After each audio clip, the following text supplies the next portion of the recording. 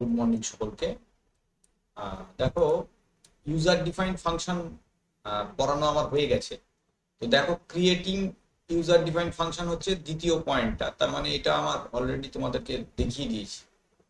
এরপর যেটা আছে আর্গুমেন্ট অ্যান্ড প্যারামিটার্স, এটাও আমি কিন্তু ইউজার ডিফাইন্ড ফাংশন যখন পড়িয়েছিলাম তখন বুঝিয়ে দিয়েছিলাম।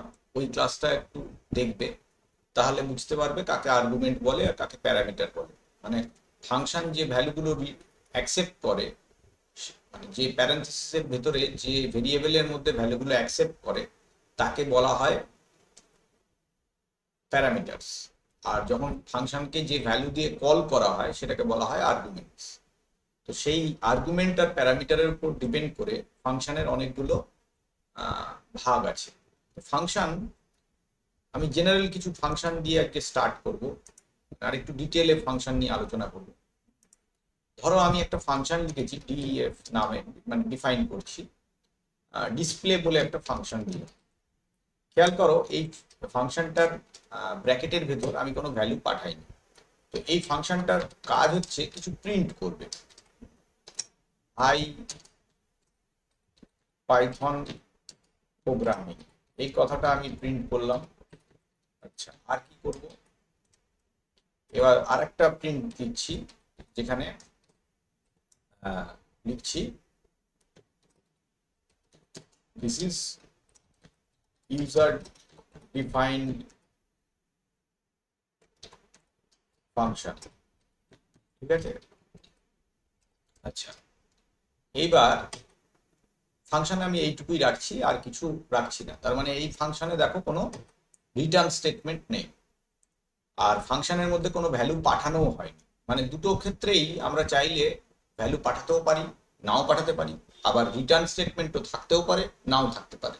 এই ফাংশনটাকে যদি আমি জাস্ট কল করি তাহলে কিছুই হবে না। এরকম ভাবে ফাংশন কল করতে হয় প্যারেন্থেসিস দিয়ে। তাহলে কি হবে, ওই দুটো প্রিন্ট স্টেটমেন্ট রান করে যাবে। দেখো, স্টেটমেন্ট দুটো রান করে গেল, বুঝতে পারলে? তো এর ভেতরেই যখন আমরা ভ্যালু দেব তখন হবে ওই প্যারামিটার ব্যাপারটা বা আর্গুমেন্ট ব্যাপারটা আসবে। আর রিটার্নিং ভ্যালুস ব্যাপারটাও তখনই আসবে যখন আমরা ওই ফাংশন থেকে কোনো ভ্যালু রিটার্ন করব, সেই সময় এটা আসবে। ঠিক আছে। এখানে দেখো কিভাবে আমরা ভ্যালু পাঠাচ্ছি বা প্যারামিটার পাঠাচ্ছি এবং সেগুলো নিয়ে কিভাবে কাজ করছি। দেখো, একটা জিনিস হলো এখানে পরবর্তী পয়েন্টে কি আছে দেখো, ডিফল্ট প্যারামিটার আছে। ডিফল্ট প্যারামিটার মানে হচ্ছে কোনো প্যারামিটারের ভ্যালু যদি আমরা বলে দিই, ধরো অ্যাড বলে আমি একটা ফাংশন কল করছি যেখানে দুটো ভ্যালু যোগ হবে।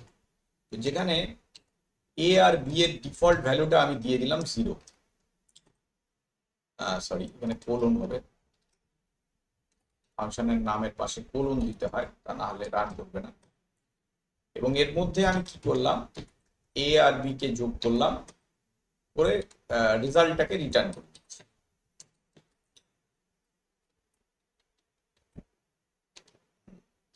এবার দেখো, এই ফাংশনটাকে কল করার সময় যদি কোনো ভ্যালু দিয়ে আমরা কল করি তাহলে কি হবে, সেই ভ্যালুগুলোর যোগফল আমি পাবো। যদি ধরো আমি 8 আর 9 এরকম দুটো ভ্যালু দিয়ে এটাকে কল করলাম, দেখো আমি যোগফলটা পেয়ে গেলাম। কিন্তু এই ফাংশনটাকে যদি কোনো ভ্যালু ছাড়াই আমি কল করি তাহলে কি হবে, ভ্যালু পাবো 0। কেন? কারণ ডিফল্ট ভ্যালু হচ্ছে 0। আবার একই রকম ভাবে এই ফাংশনটাকে ধরো আমি একটা ভ্যালু দিয়েছি আর একটা ভ্যালু দিইনি, তখন দেখো যোগফলটা 4 পাচ্ছি। কেন? এ তে গিয়ে একটা ভ্যালু ঢুকেছে কিন্তু বি এর ভ্যালু ডিফল্ট ভ্যালু 0 আছে, তাহলে না ভ্যালু দিলেও কোনো ক্ষতি নেই। সেক্ষেত্রে আমি আউটপুটে শুধু 4 প্লাস 0 4ই পাবো। ঠিক আছে। তো এইভাবে আমরা ফাংশনে ডিফল্ট প্যারামিটার পাঠাতে পারি বা রাখতে পারি। আচ্ছা, এরপর দেখো পজিশনাল প্যারামিটারস আছে। পজিশনাল প্যারামিটারস মানে হচ্ছে প্যারামিটারগুলো কোন অর্ডারে আছে সেই ব্যাপারটাকে বলা হয় পজিশনাল প্যারামিটার। তো কিরকম অর্ডারে আছে দেখো, খেয়াল করে দেখো, যদি আমরা অ্যাড ফাংশনকেই কল করি তাহলে প্রথম যে ভ্যালুটা দিচ্ছি সেটা গিয়ে এ তে ঢুকছে আর দ্বিতীয় ভ্যালুটা গিয়ে বি তে ঢুকছে। এটা একটু আমরা আরেকটা ফাংশনের মাধ্যমে দেখব। ধরো আমরা ডিসপ্লে টু নামের আরেকটা ফাংশন করছি। এই ফাংশনটার ভেতরে আমি দুটো ভ্যালুকে নিলাম, ঠিক আছে।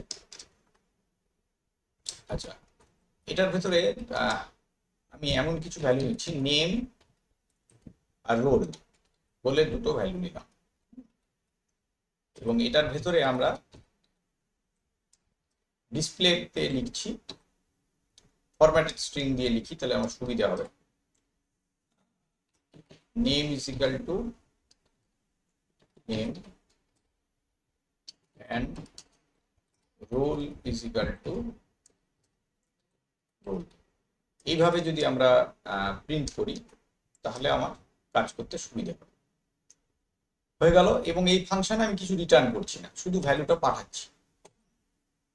তো এবার এখানে দেখো আমরা কল করার সময়, ডিসপ্লে টু ফাংশনটা কল করার সময় প্রথমে একটা নেম পাঠাবো। ধরো একটা নেম পাঠালাম, আর ধরো রোল নাম্বার পরেরটা পাঠালাম। তো এইটা দিলে দেখো কি ডিসপ্লে হচ্ছে, নেমটা দেখালো আর রোলটাও দেখালো। কিন্তু যদি এরকম হয় যে আমি অর্ডারটা ভুলে গেছি, যে কোন অর্ডারে কোনটা ছিল আমার মনে পড়ছে না, রোল আগে ছিল না নাম আগে ছিল মনে পড়ছে না, তখন আমরা এইভাবেও কল করতে পারি। মানে roll is equal to 2, name is equal to ABCDE, এইভাবেও আমরা কল করতে পারি। সেক্ষেত্রেও দেখো ভ্যালু কিন্তু একই রকম ভাবে ডিসপ্লে হবে। তার মানে এটাকে আমরা বলছি পজিশনাল প্যারামিটার। মানে আমরা যদি কোনো কারণে প্যারামিটারের পজিশন ভুলেও যাই, সেক্ষেত্রে নাম উল্লেখ করে দিলে অটোমেটিক্যালি সঠিক পজিশনে পাইথন সেই ভ্যালুটাকে ইনসার্ট করে দেয়। এটা হচ্ছে পাইথনের একটা বিরাট বিরাট সুবিধে, ঠিক আছে। অন্যান্য ল্যাঙ্গুয়েজে কিন্তু আমাদের পর পর ভ্যালুগুলো পাঠাতে হয়, তা না হলে কি হয়, একটা ভেরিয়েবলের মধ্যে অন্য ভ্যালু এসে ঢুকে যাবে, কিংবা হয়তো ডেটা টাইপ যদি না মেলে তাহলে সেক্ষেত্রে এরর দেখাবে। এখানে কিন্তু এই সুবিধাটা আছে, যদি আমার মনে না থাকে যে কোন ভ্যালুটা আগে ছিল কোন ভ্যালুটা পরে ছিল, তাহলে আমরা উল্লেখ করে দিতে পারি ওই প্যারামিটারের নাম দিয়ে। তাহলে কি হবে, অটোমেটিক্যালি ওই মানে ভেরিয়েবল নামের মধ্যে ভ্যালুটা গিয়ে ঢুকে যাবে। বুঝতে পারছো? আচ্ছা, এটাকে আমরা বলছি পজিশনাল প্যারামিটার। এছাড়া ফাংশন রিটার্নিং ভ্যালুস তো অলরেডি আমি আগের ক্লাসে তোমাদের দেখিয়ে দিয়েছি কিভাবে ভ্যালু ফাংশন রিটার্ন করে। আরো ফাংশন সম্পর্কে দুটো তিনটে জিনিস আছে, তো সেগুলো আমি দেখাবো ধীরে ধীরে, পরের ক্লাসে দেখাবো। আচ্ছা, আজকে একটা দেখিয়ে দিই, সেটা হলো ধরো ফাংশনের মধ্যে আমি অনেকগুলো আর্গুমেন্ট পাঠাতে চাইছি, মানে অনেকগুলো, সংখ্যাটা ধরো একটু বেশি আছে, মানে আমি জানি না কটা পাঠাবো। তখন আমি একটা ফাংশন ডিফাইন করছি যেটার নাম দিলাম অ্যাডিশন। মানে কটা ভ্যালুর অ্যাড হবে আমি জানি। তখন আমরা কি করব, স্টার দিয়ে মানে নাম্বার অফ এলিমেন্টটাকে স্টার দিয়ে এন এর ভেতরে রাখবো। সরি, নামটা বলুন দিতে হবে। তো সুবিধা হচ্ছে এটাই পাইথনের ক্ষেত্রে। আমরা কিভাবে যোগ করব দেখো, এখানে একটা এস নিয়ে নিই, আগে 0 করে নিলাম, যোগফলটা বের করতে চাইছি। এখানে দেখো আই ইন এন করে দিলাম। আর কি করব, S is equal to S plus I, মানে আমি যোগ করে বের করতে চাইছি যে টোটাল যতগুলো ভ্যালু আছে তার যোগফল।